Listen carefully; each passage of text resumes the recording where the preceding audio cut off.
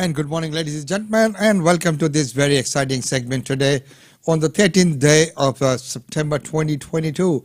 And hey, it's a beautiful day out here, 20 degrees, glorious sunny day here in Brisbane from where we are live streaming from. Well, today we have lots to discuss, and of course we'll be finishing off with our daily India report and the events as we have vetted the ones that have already taken place in the weekend. Well, right now, let's get on with the news. And the first news, we have King Charles and his siblings hold a vigil around Queen's coffin.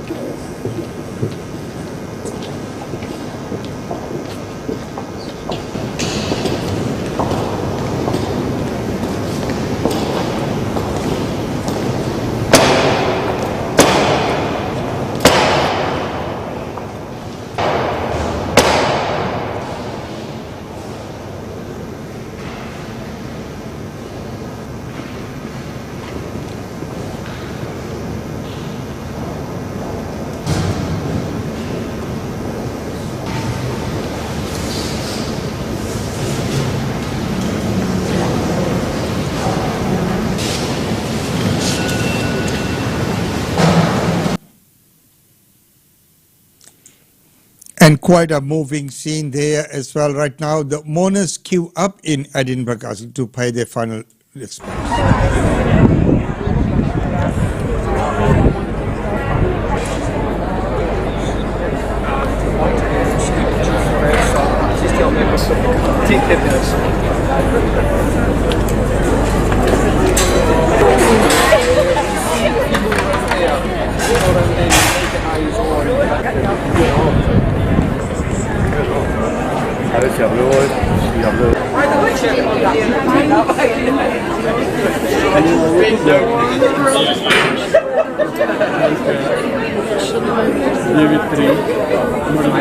I did not expect that this is happening. If I knew that, I would just come and stand.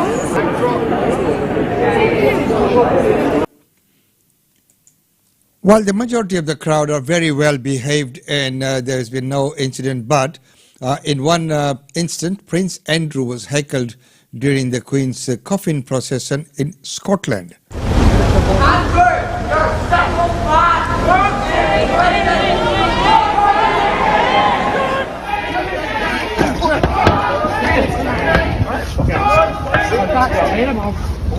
Andrew, you're simple disgusting! Oh, yeah, I've done nothing wrong. Well, so there you are, the live scenes coming from there. Well, right now, as we know, the days of mournings are happening, but our King Charles III has an enormous task ahead of him. He has to make grounds and, of course, deal with the passing away of his mother, but also his newfound responsibilities. First of all, he attends the Scotland or the Scottish Parliament. I know that the Scottish Parliament and the people of Scotland share with me a profound sense of grief at the death of my beloved mother. Through all the years of her reign, the Queen, like so many generations of our family before her, found in the hills of this land and in the hearts of its people a haven and a home. My mother felt, as I do, the greatest admiration for the Scottish people, for their magnificent achievements and their indomitable spirit. And it was the greatest comfort for her to know, in turn, the true affection in which she was held. The knowledge of that deep and abiding bond must be to us a solace as we mourn the end of a life of incomparable service. I take up my new duties with thankfulness for all that Scotland has given me, with resolve to seek always the welfare of our country and its people, and with wholehearted trust in your goodwill and good counsel as we take forward that task together. And what a great address there. Right now, ladies and gentlemen, let's get back to some of our local news. Let's go to Sydney first, where a best water main is causing havoc in the street. Gushing water from a burst water main swamps Epping Road for the third day in a row. Around 2,000 homes and businesses in Lane Cove and surrounding suburbs have had access to little or no water since Saturday. And the problem was that it's on, it's off, it's on, it's off. And so there was just nothing being communicated. Many locals haven't been able to shower, do laundry, or access drinkable water. Saturday I had very little water. I did have water at home, but only a trickle. Last night I had more water. Fortunately, I haven't had to buy water, but I know people who have had to. And many were frustrated with what they say was a lack of communication by Sydney Water. Our local community groups have tried to contact Sydney Water with little to no response. But Sydney Water has revealed repairs haven't even started. Our water's commenced that, and we've actually shut down the water main, excavated the broken pipe, and then have some experts analyse that pipe and assess the cause. This is one of 3 schools in the area which was left without water today. All 3 remained open, but parents were given the option of taking their children out of school. Childcare centres were affected too, with some having to buy bottled water for the children. We explain it to the children that the water is, we don't have much water today, and we were preparing to do the planting with the children as a spring, but that one we put it on a hold. Sydney Water says it can't predict when services will return to normal. Nabil Nashar, ABC News. Well, of course, it's not prediction, but, you should be able to at least give an indication of when it could be back to normal. Well, right now, Kathy Freeman says more people need to experience the joy of running, if only we could. It's so exciting. You know, families, serious athletes, unfit, people who don't consider themselves fit have an opportunity to come and go for a walk or a run or a skip, 3.5k, 10k, half a marathon, full marathon.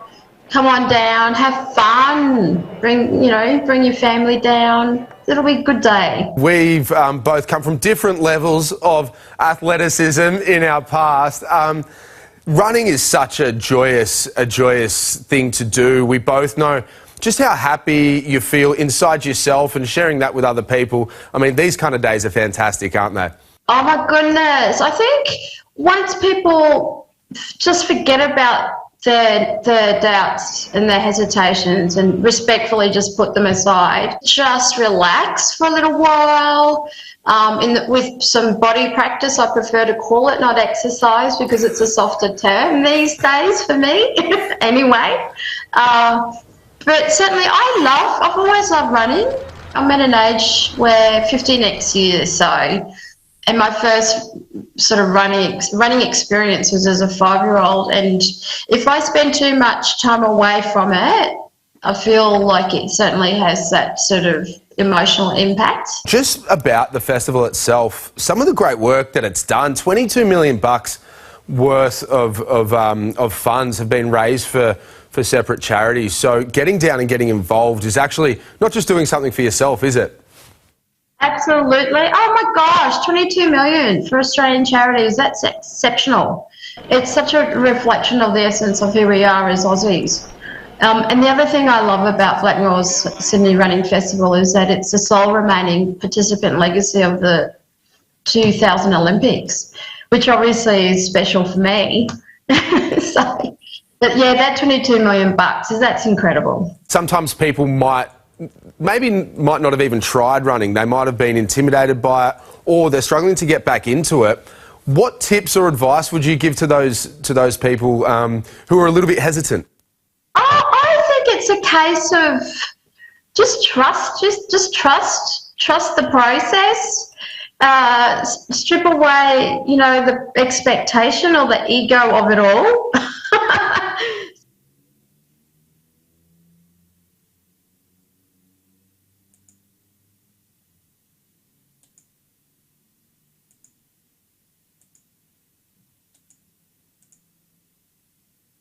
Of course, we need that to address our workforce shortages, but they will need homes too.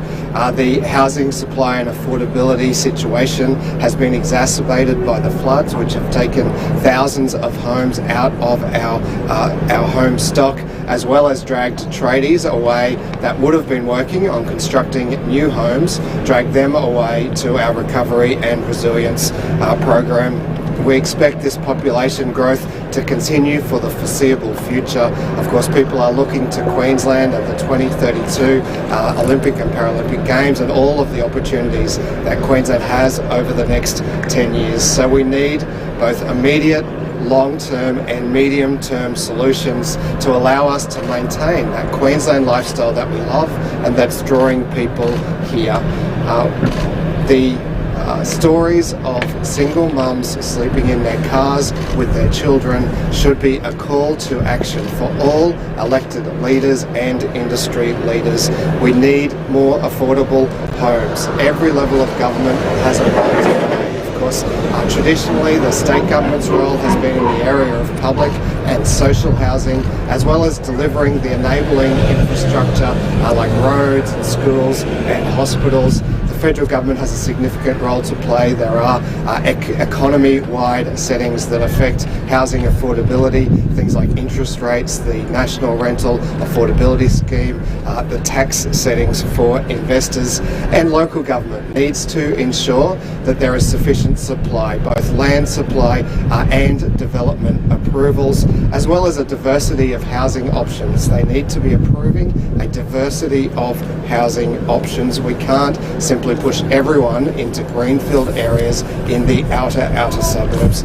We need industry to step up too. I know the economic circumstances, the market circumstances make it hard to progress developments right now, but we need those developments to continue. We need them to continue to apply for development approvals and use their approvals where they have them. So I'm looking forward to the opportunity to bring all of those participants together in a roundtable this week in the lead up to a larger summit in October, because I know that when we pull together, when Queenslanders pull together, we can achieve anything, including protecting our fantastic lifestyle by delivering more affordable housing.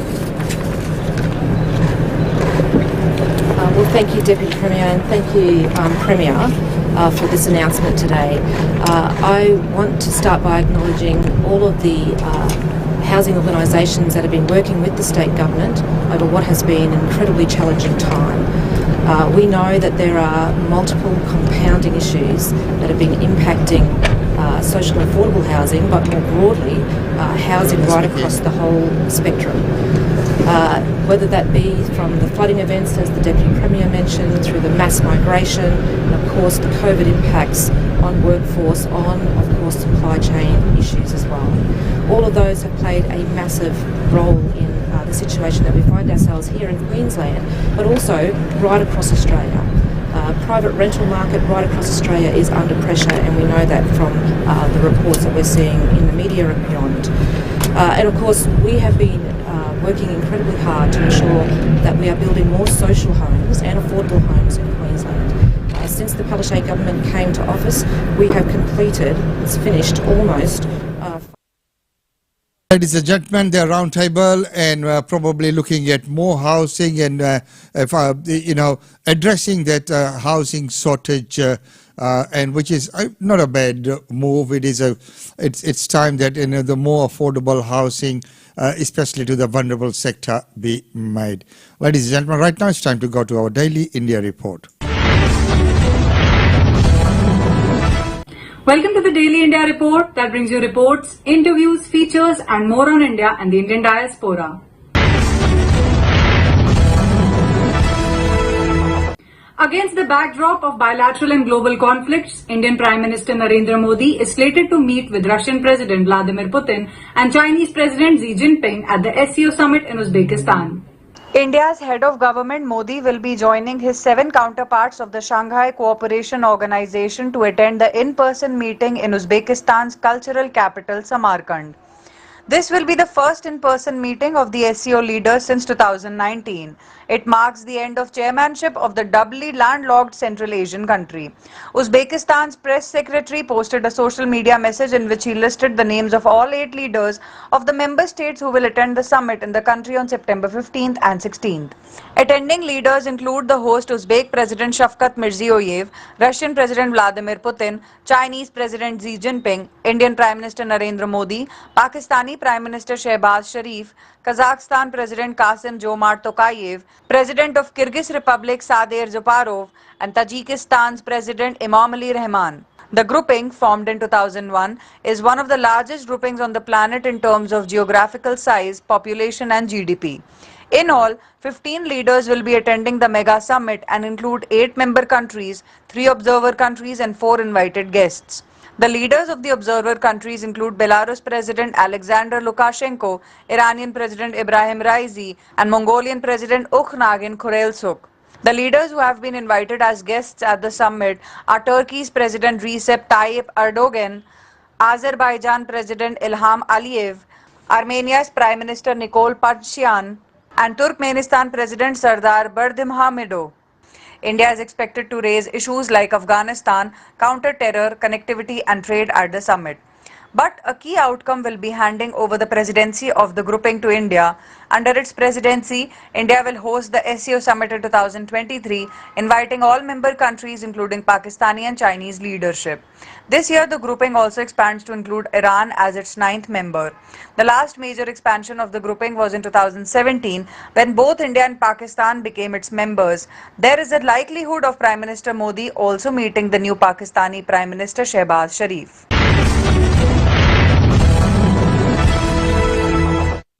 Indian National Congress Party leader Rahul Gandhi begins Bharat Jodo Yatra, a pan-India journey, and receives a rousing welcome in Kerala state. Congress leader Rahul Gandhi's Bharat Jodo Yatra began at the Parasala border in the southern state of Kerala with a rousing welcome by state Congress leaders including KPCC President K. Sudhakaran and leader of opposition V.D. Sathisan. Rahul Gandhi will travel from the southernmost tip of India, Kanyakumari, to Kashmir in the north.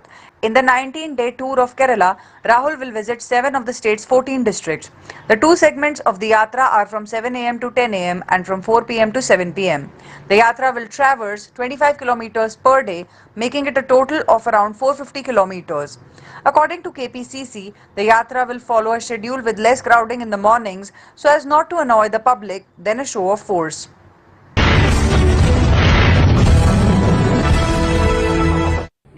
Former Congress leader and former Chief Minister of Jammu and Kashmir, Ghulam Nabi Azad, who recently started his own political party, has claimed that political parties claiming to fight for the restoration of Jammu and Kashmir's special status are lying to the public. Ghulam Nabi Azad has said that political parties are chasing votes rather than an achievable goal. He was speaking in North Kashmir's Baramulla on September 11th. He seems to have set the tone for his second innings in the valley's politics within weeks of quitting Congress. He made it clear that, quote, I openly voted against the bill in Parliament, but some people are creating a false narrative for vote politics, end quote. Ghulam Nabi said that political parties were engaged in a deception designed to provoke people into agitation and get them killed. In a bold statement, Nabi also said that as long as he is alive, he will fight against falsehood, adding, quote, you will have to kill me if you want to silence me, end quote. Azad promised that the new party he hopes to launch within a couple of weeks would stand out in the crowd of regional organizations. He said his party would steer clear of electoral formulae and stick to its goal of fighting exploitation and falsehood, even if it hurts his political prospects. The ex-Congress member of 5 decades has quit a following in J&K. This is reflected in the spree of resignations from Congress to join him. He hasn't contested polls in the valley since being elected MLA from Kishtwar after taking oath as Chief Minister in 2005.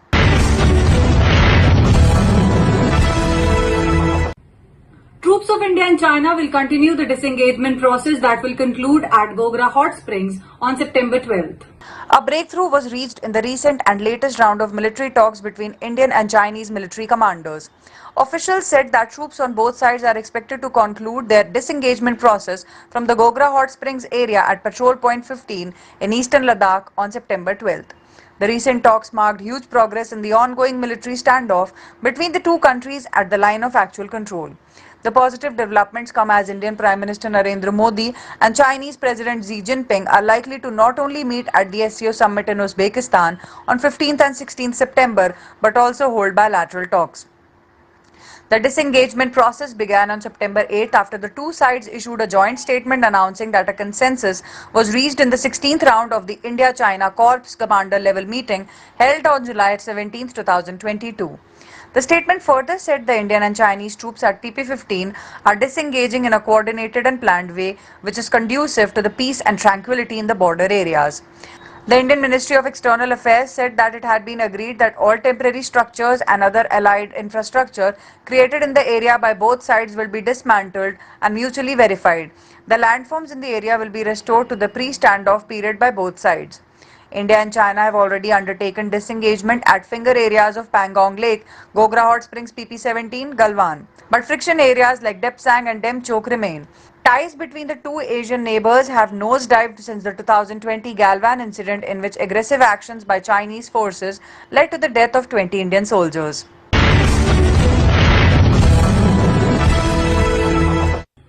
Indian Naval Armada is growing in strength and power. India has launched a 5th stealth frigate of Indian Navy, Taragiri. Indian warship Taragiri, the 5th stealth frigate of the India Navy's Project 17A, has been launched in Mumbai. The event was limited to a technical launch due to state mourning on Queen Elizabeth's death.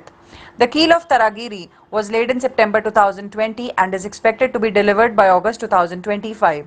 The launch of Made in India Taragiris is another boost to Atmanirbharta in defence. A total of 7 Nilgiri class frigates are being constructed under Project 17A. The lead ship of the class, INS Nilgiri, was launched in Mumbai in September 2019. The Nilgiri class frigate or Project 17A is a follow-on of the Project 17 Shivalik class frigate for the Indian Navy. The frigates are built with extensive use of low observability technologies, including new radar-absorbing coatings, composite materials and faceted shape superstructures. The ship will be fitted with a 76mm main gun, 230mm AK-630M anti-aircraft artillery systems, 2 torpedo tubes, launches for 8 BrahMos supersonic cruise missiles and 32 Barrack 8 surface-to-air missiles. Its main radar will be the MF Star by IAI.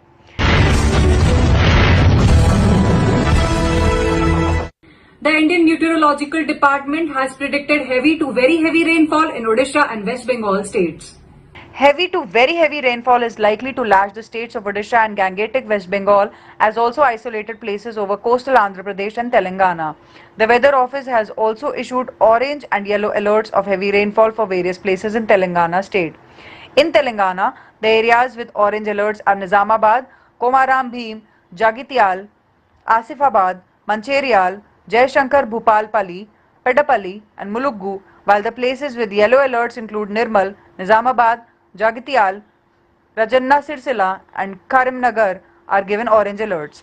A low pressure area formed over west central and adjoining northwest Bay of Bengal off North Andhra Pradesh South Odisha coast is likely to concentrate into a depression over northwest and adjoining west central Bay of Bengal and South Odisha North Andhra Pradesh coasts.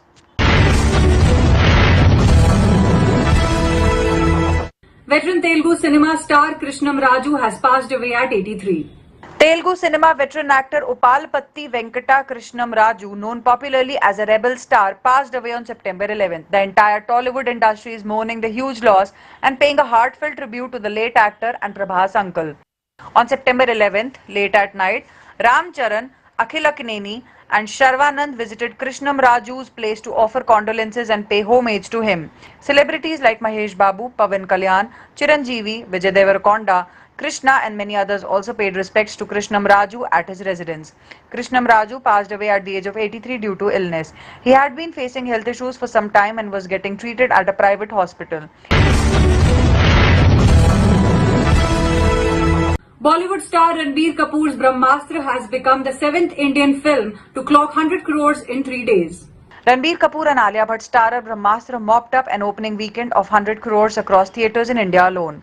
Dayan Mukherjee directorial has collected more than 105.50 crores in 3 days, thereby recording the 3rd or 4th biggest weekend of all time for a Hindi film. The business is more or less in the same range as Sultan with 105.60 crores, and its final collection will determine if it's the 3rd biggest of all time or takes the 4th spot. Taking into account the South-dubbed versions too, Brahmastra will be the 8th Bollywood film to score a century in 3 days. The movie has collected in the range 119 to 120.50 crores in the 3-day run. The movie has collected approximately 13.75 crores net in the South-dubbed versions, with Telugu leading from the front. Brahmastra is the second Ranbir Kapoor film to score 100 crores in its opening weekend, whereas Alia Bhatt makes her debut in this club. The weekend biz has also resulted in Ranbir Kapoor scoring 30 crores or more in the single day for the 6th time in his career. It's the third best for an actor after Salman Khan achieved the feat 20 times and Amir Khan has clocked 9 such records. That's all in today's bulletin.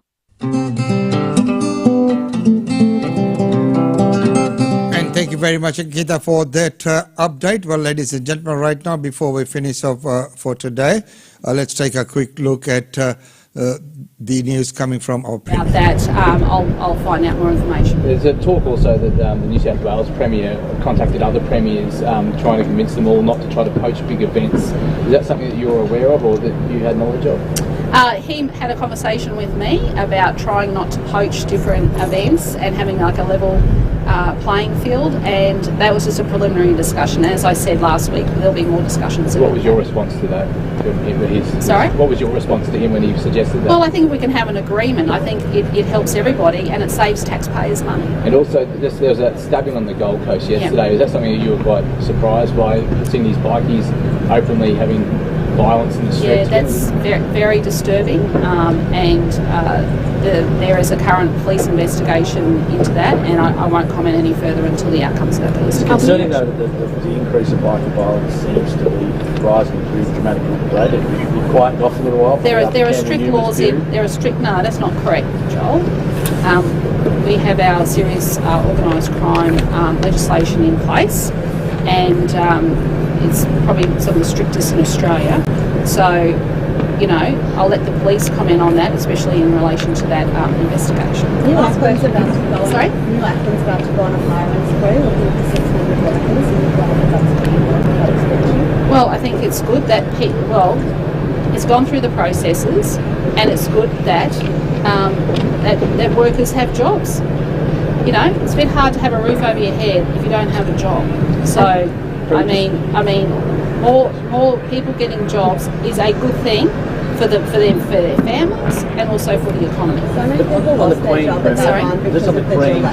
There were court process. Everybody knows there were court processes. Any plans for another permanent memorial for the Queen? And there's also been some suggestions it might be a costly exercise to change over uniforms and overalls and things like that. I appreciate it's early days. Yeah, I think some sort of commitment that it's not going to cost us an arm and leg to go through this process. Well, I think one step at a time, and understand that. I'd like to thank Queenslanders for the way in which that they have honoured the Queen, and of course we are still in that mourning period with the funeral due on Monday and then the memorial service in Canberra the following Thursday. But the Queen contributed a lot to the Commonwealth. She was a frequent visitor to Queensland, and of course we had the announcement of the new king on Sunday. Last question. Will elective surgery be postponed due to my understanding is that elective surgery will not be postponed. And just quickly, the Star Casino, Sydney Star Casino, the inquiry's found it and its parent company are not suitable to operate a casino in New South Wales. What's your response to that? My understanding was that there were some conditions attached to that. There's our current inquiries happening at the moment. I'll wait for the outcome of that inquiry. Trip to the Torres Strait. Yes. Is there a date for that next summit? Will you be travelling up there? Well, I do have ministers that go, but I have been to the Torres Strait. I think now that's my third or fourth visit. So initially my ministers will go, but of course I plan to go back there. They've invited me back, so yes, I will be, but it won't be next year. Okay. Thank you. Thanks, everybody. So there you go, ladies and gentlemen, that update there on the housing crisis and the roundtable that's going to be happening. Right now, let's finish off with the functions and events.